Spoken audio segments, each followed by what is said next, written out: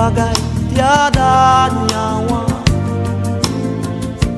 Datang sini, apa yang menarik dekat sini adalah dia punya kawasan sangat luas. So saya dah jalan sampai ke hujung sini. Siapa-siapa yang ingin merasai suasana nature ataupun nak berhubung dengan alam sekitar, boleh datang sini ramai-ramai sebab kat sini banyak spesies yang unik yang kita boleh jumpa. Lepas tu ada monyet, ada spesies pokok bakau semua. So sangat menarik. Saya nak ajak semua datang ramai-ramai dekat Taman Paya Bakau, Bandar Lumut. Duniaku yang malam,